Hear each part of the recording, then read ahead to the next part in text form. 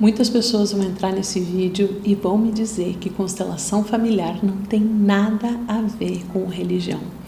E eu concordo, nada, nem com adivinhação. Quem percebeu a constelação familiar foi Bert Hellinger. E o que ele era? Filósofo, psicoterapeuta e teólogo. Na época da pandemia, eu li a Bíblia em busca das respostas, para as perguntas que a minha alma fazia.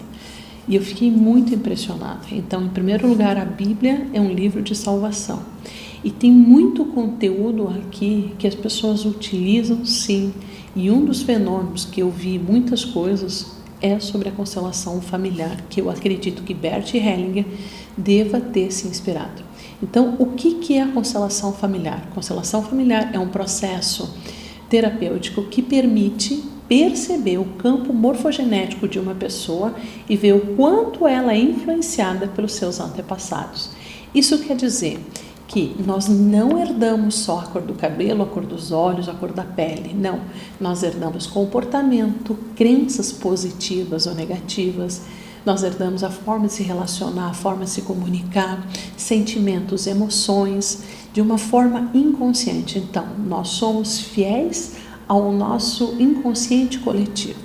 Quando alguém dos nossos antepassados não conseguiu superar algo, alguém do sistema recebe essa missão para poder solucionar. E como se soluciona?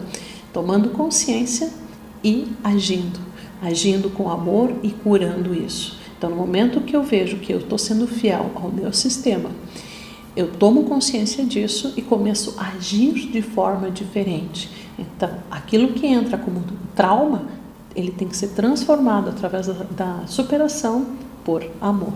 E aí tu cura as gerações passadas e as próximas gerações. É fantástico o resultado que dá. Então, tipo assim, antigamente eu achava que Deus era energia, e não é. Tá na Bíblia escrito isso, lá no início de Gênesis, aqui está escrito. No princípio Deus criou o céu e a terra era sem forma e vazia, a escuridão cobria as águas profundas e o Espírito de Deus se movia sobre a superfície das águas. Quer dizer, Deus criou a energia. Para mim, a constelação familiar é um fenômeno onde tu consegue perceber o quanto as pessoas se movimentam na alma, no inconsciente também, posso dizer isso. E é um trabalho fantástico e profundo de muita cura. Eu acredito muito que Bert Hellinger recebeu um dom espiritual. Bom, mas se tu já gostou desse assunto, já te inscreve no canal, curte, compartilha e senta aí, porque assim, nós vamos tomar um chimarrão, uma água, eu vou compartilhar contigo esse estudo. Muito bem, por que eu estou te dizendo que Bert Hellinger, ele recebeu um dom espiritual? Onde está escrito isso? Então, está em Coríntios 12, capítulo 12, versículo de 4 a 12, que diz o seguinte: existem tipos diferentes de dons espirituais, mas o mesmo Espírito é a fonte de todos eles. Existem tipos diferentes de serviço, mas o Senhor a quem servimos é o mesmo. Deus trabalha de maneiras diferentes, mas é o mesmo Deus que opera em todos nós. A cada um de nós é concedida a manifestação do Espírito para o benefício de todos. A um, o Espírito dá a capacidade de oferecer conselhos sábios. A outro, o mesmo Espírito dá uma mensagem de conhecimento especial. A um mesmo Espírito dá a grande fé, ao outro, o único Espírito concede o dom da cura. A um, ele dá o poder de realizar milagres, ao outro, a capacidade de profetizar.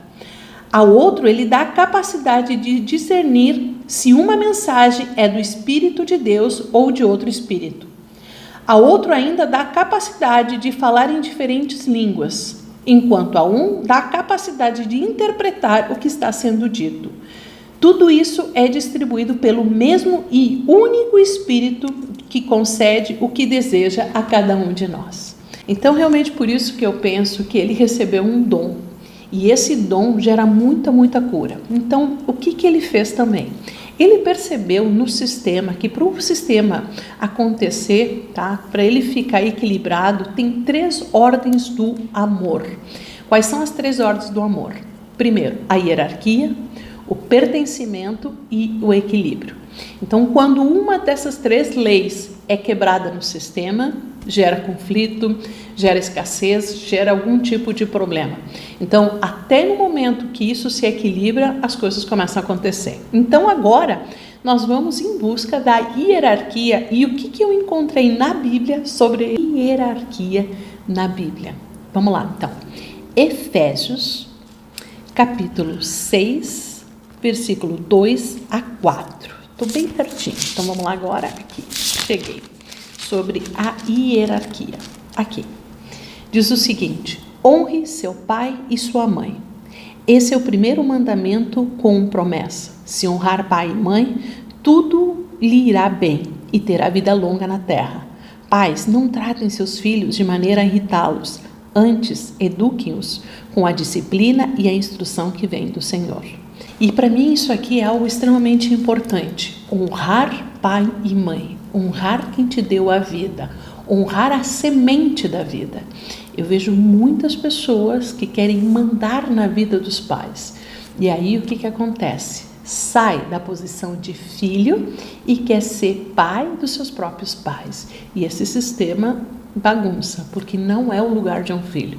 O lugar de um filho é honrar, então é respeitar as decisões. Eu sempre digo assim, se tu olhar, eles passaram por guerras, construíram cidade, construíram estradas, e a gente precisa honrar isso, agradecer isso.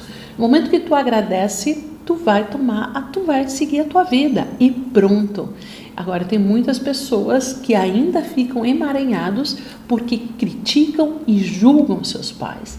Em vez de eles acharem que eles estão ficando fortes, bem pelo contrário, eles ficam fracos, porque a arrogância deles atrasa a vida. Olha, eu inventei agora, mas é verdade, atrasa a vida. Então agora vou para Êxodo, ainda na hierarquia, Êxodo 20:12. Então o que nós temos? Êxodo 20:12. De novo. Honre seu pai e sua mãe, assim você terá vida longa e plena na terra que o Senhor, seu Deus, lhe dá. Então eu vejo outras pessoas que não tiveram pais, ou no meu caso também que o pai abandonou, ou que o pai é alcoólatra e tudo mais. Tudo, nada vai pagar a vida. Então é olhar e sentir gratidão. E é uma coisa bem clara que eu sempre deixo para os meus clientes: gratidão pela vida. E deu.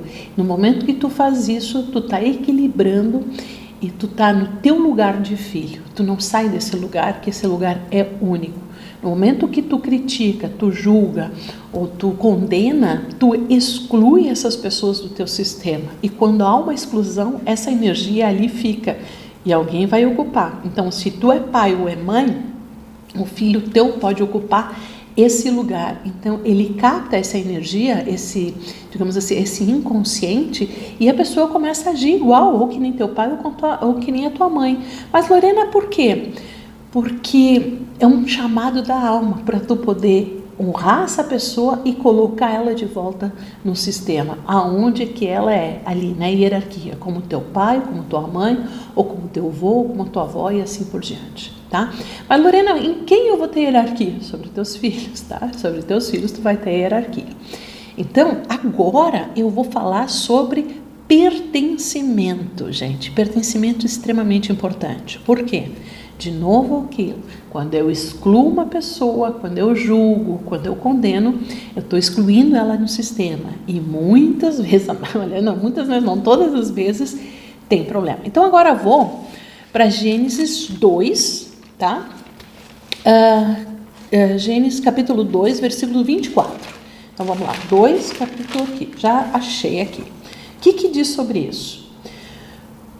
Por isso o homem deixa pai e mãe e se une a uma mulher, e os dois se tornam um só. Então o que acontece?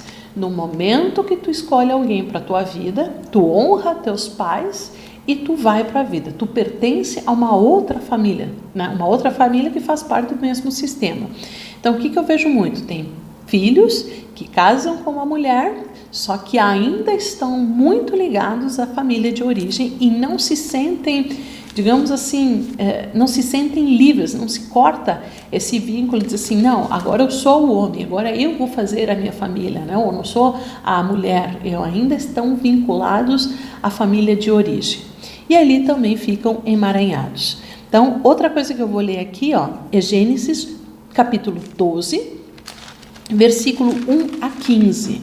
1 a 15. Deixa eu ver aqui, 12, 1 a 15. O Senhor tinha dito a Abrão: deixe sua terra natal e seus parentes e a família do seu pai e vá para a terra que eu lhe mostrei. Farei de você uma grande nação, o abençoarei e o tornarei famoso.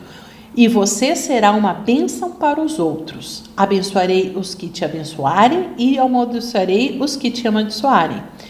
Por meio de você, todas as famílias da terra serão abençoadas. Então, o que eu quero dizer? Chega um determinado momento que a mulher e o homem passam para o próximo estágio, né, da vida, de formar a sua família. Elas pertencem ao sistema e elas continuam uma geração. Pensa uma coisa muito profunda que eu vou te dizer. Na verdade, continua na ação de Deus divina, né? Porque Deus precisa de pessoas que continuem com esse mundo. Agora, uma outra parte que eu gostei muito, tá? É Romanos, capítulo 12, versículo 3 a 5. Então, vamos lá. Romanos, capítulo 12, de 3 a 5, que diz o seguinte: com base na graça que recebi, dou a cada um de vocês a seguinte advertência: não se considerem melhores do que realmente são. Antes, sejam honestos em sua autoavaliação, medindo de acordo com a fé que Deus nos deu. Da mesma forma que o nosso corpo tem vários membros, e cada membro uma função específica.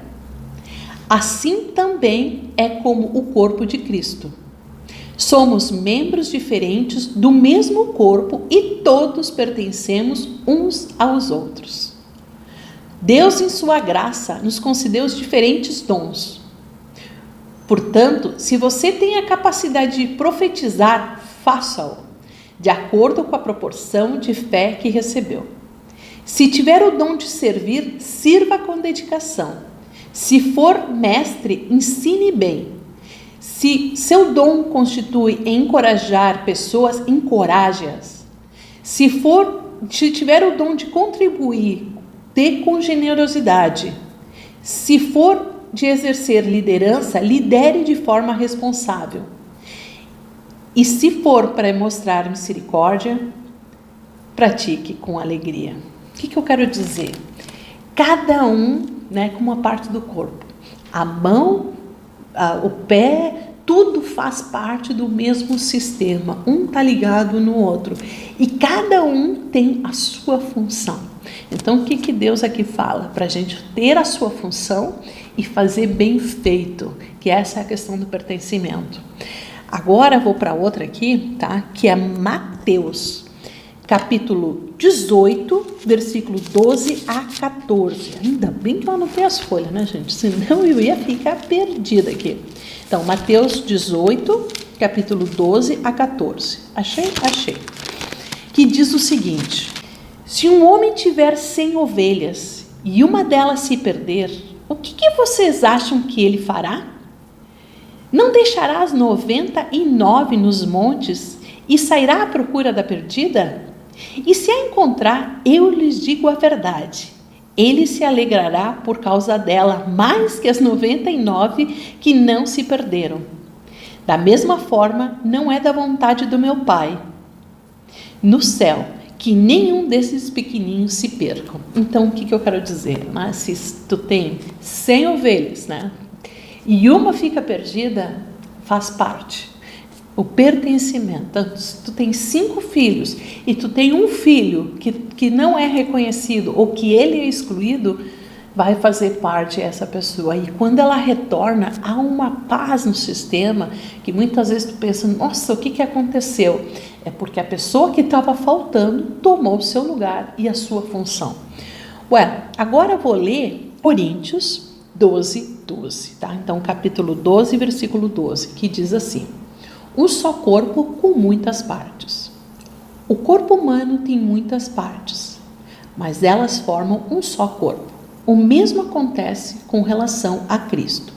Alguns de nós são judeus, alguns são gentios, alguns são escravos e alguns são livres, mas todos nós fomos batizados em um só corpo pelo Espírito, e todos recebemos o privilégio de beber do mesmo Espírito. De fato, o corpo não é feito de uma parte, mas de muitas partes diferentes. Se o pé diz, não sou parte do corpo porque não sou mão, acaso por isso deixa de ser parte do corpo? E se a orelha diz, não sou parte do corpo porque não sou olho, será por isso que deixa de ser parte do corpo? E se o corpo todo fosse olho, como vocês ouviriam? E se o corpo todo fosse orelha, como vocês sentiriam o cheiro de algo? Mas o corpo tem muitas partes, e Deus colocou cada uma aonde Ele quis. O corpo deixaria de ser corpo se tivesse apenas uma parte. Assim, muitas partes, mas um só corpo. O olho não pode dizer à mão, não preciso de você.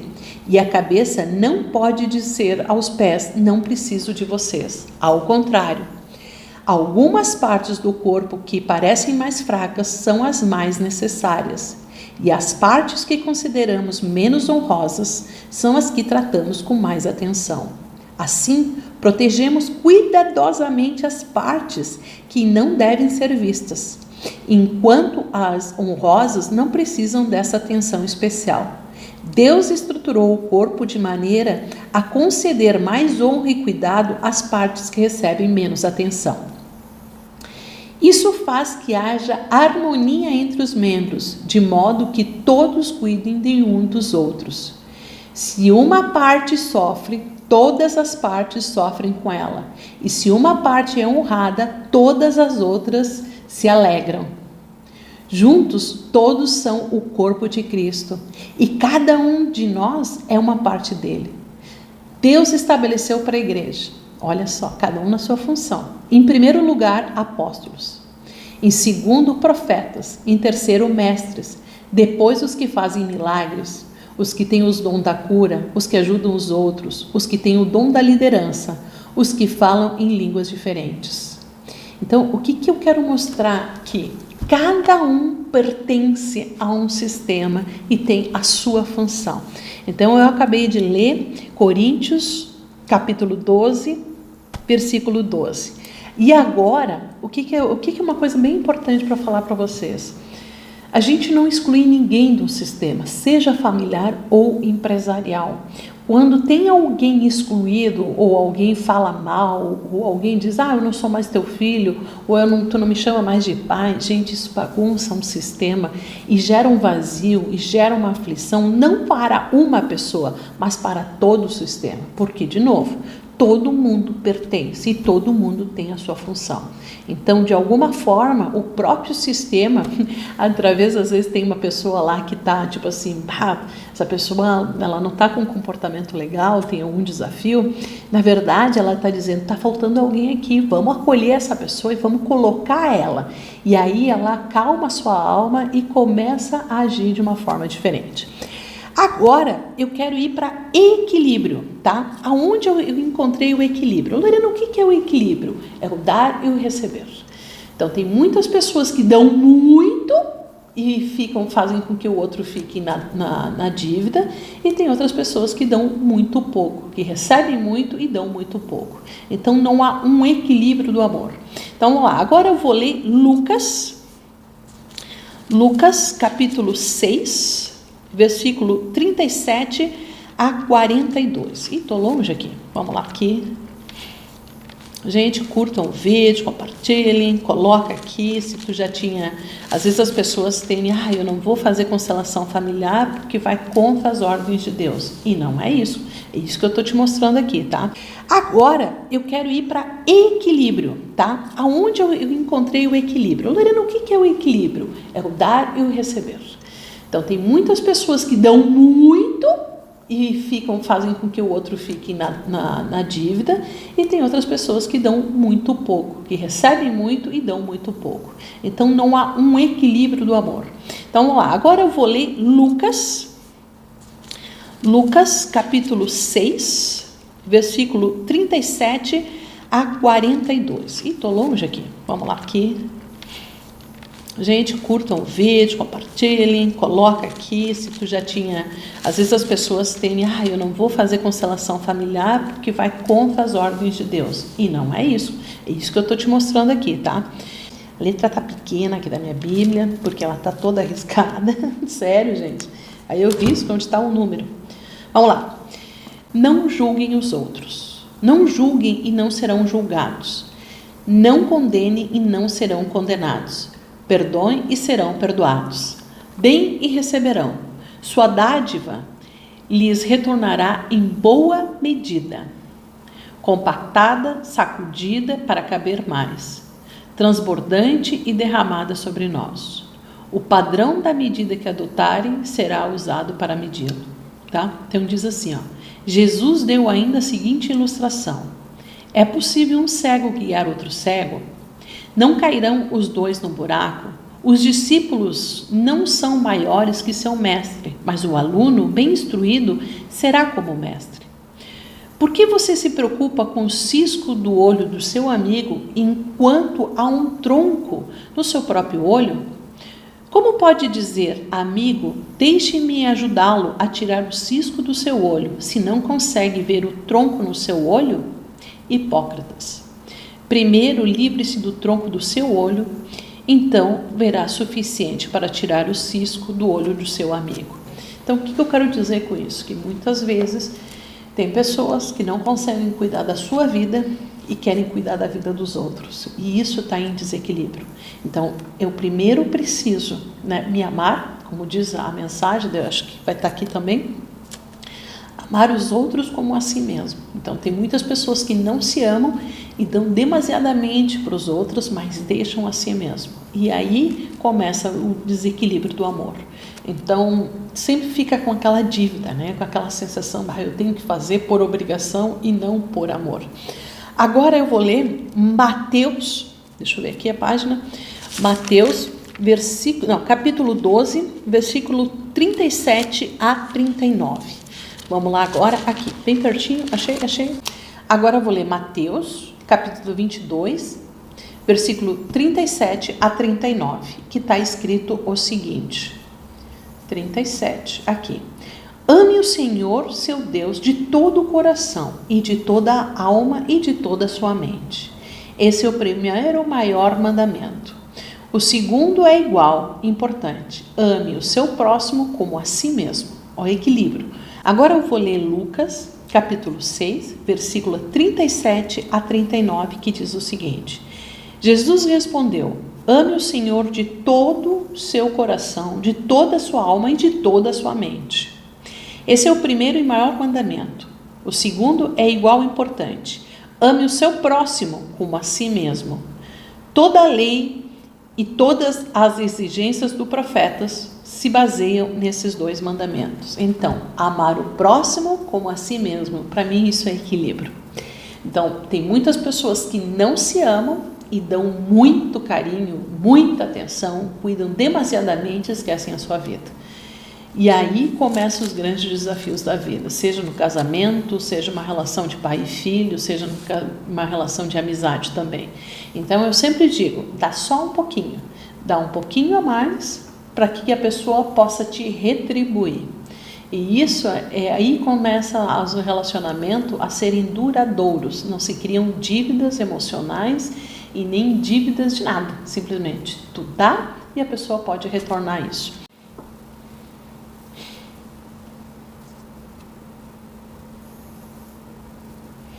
A constelação familiar pode te ajudar a encontrar a raiz do problema. Então, tem muitas coisas que as pessoas sofrem porque elas não sabem que elas estão a serviço do seu sistema familiar. Eu sou exemplo disso. E quando eu comecei a trabalhar com constelação familiar, a primeira coisa que eu fui ver é se eu estava indo contra a Bíblia. E a constelação familiar é um fenômeno que tu consegue ver a diferença no rosto das pessoas, que tu consegue ver o resgate do amor na família, tu consegue ver a resgate daquele filho que muitas vezes não nasceu, ou daquele pai que não foi reconhecido, ou daquela mãe, enfim. A constelação familiar pode te ajudar a encontrar a raiz do teu problema. Então, se tu é uma pessoa que tu tem um grande vazio, ou tu tem muito medo, muita ansiedade, não consegue te relacionar, não consegue te comunicar, não consegue vender muitas vezes, não consegue dizer não para outra pessoa, está sempre se preocupando com os outros, sempre em função dos outros, ou não consegue ter filhos, não consegue começar uma coisa e terminar, não encontra o teu propósito. Pode ser também que eu quero viver em harmonia e eu não consigo, ou eu tenho dificuldade com o relacionamento com alguém na minha família, ou no meu trabalho, ou não consigo exercer como eu deveria a liderança. A constelação familiar pode contribuir e muito para esse desafio, tá? Então tu vai me dizer assim: Lorena, isso vai resolver a minha vida? Isso tu vai descobrir o que acontece. Então, no momento que tu descobre, se torna consciente, algo que era inconsciente, se torna consciente, tu coloca uma ação diferente. Então, aquele medo, digamos assim, tu olha nos olhos e tem algumas coisas que tu faz e tu fala que ameniza consideravelmente aquela sensação, e aquela sensação não te domina mais. Eu sou a prova que a constelação traz muitos benefícios. Quando eu tinha 9 anos, eu vim da Argentina para o Brasil por causa de uma guerra, a Guerra das Malvinas. Meu pai ficou uns 4 meses ainda na Argentina e nós viemos para o Brasil. Quando meu pai veio para o Brasil, ele teve bullying profissional, então as pessoas riam do jeito dele falar. Ele era uma pessoa que ele tinha muita habilidade de negociação, de vendas, tanto que eu herdei isso, só que ele foi carregar caixa. E ali ele se sentiu muito humilhado. E com pouco tempo, ele simplesmente nos abandonou. Gente, vocês não têm noção, digamos assim, a ferida que eu tinha no meu coração como criança, como adolescente, como adulto também. Então, eu casei com 32 e fui ter filho com 39 anos. Por quê? Porque tinha muitas coisas que eu ainda precisava trabalhar em mim. E eu tive muitos trabalhos que eu fiz. E eu me lembro que num treinamento, umas palavras, gente, me curaram assim. Eu estava com o Dr. Egídio Vecchio, num curso de Reiki, que eu nem sabia o que era na época. E aí escapou da minha boca: eu não quero ter filho porque filho dá muito trabalho. E o Dr. Egídio disse: que lástima, porque tenés muito amor a dar. Meu Deus do céu, assim, ele me deu. Eu achei que ele ia me xingar e ele me falou essas palavras. E ali para mim foi um sinal de ir em busca de mais ajuda ainda. E aí, com vários trabalhos que eu fiz, que tem a ver com constelação familiar, eu percebi, e a informação veio, que meu bisavô, ele veio da Áustria para a Argentina. E aí na Argentina ele se apaixonou. Bom, quem não me conhece, eu sou romântica também, tá? Mas ele se apaixonou na Argentina. E ele teve uma família na Argentina, mas ele já tinha uma família na Áustria. E aí, o que aconteceu? A minha bisavó da Áustria veio buscar meu bisavô na Argentina e levou de volta. Quer dizer, que ele abandonou 2 famílias. Então, o meu pai estava a serviço do seu sistema familiar. O que acontece? Quando eu tomei consciência disso, nossa, gente, meu Deus do céu, aquela dor que eu sentia, aquela aflição, o medo, caiu fora. Eu entendi que tudo é como tinha que ser. Então, hoje eu sou mãe de 2, né? Valentina, que está no céu, e a Martina, que está na terra. E eu sou muito presente, intensa, assim, intensa no sentido de ser alegre, ser feliz para a minha família, brincar sempre, trazendo amor, trazendo diálogo, trazendo compreensão, acolhimento. E eu mudei todo o sistema. Então, hoje eu sou casada, minha mãe foi separada, eu tenho muitas tias também que se separaram. E eu mudei o sistema com honra, sabe? Honrei tudo que eles fizeram e eu disse: agora eu vou fazer da minha forma.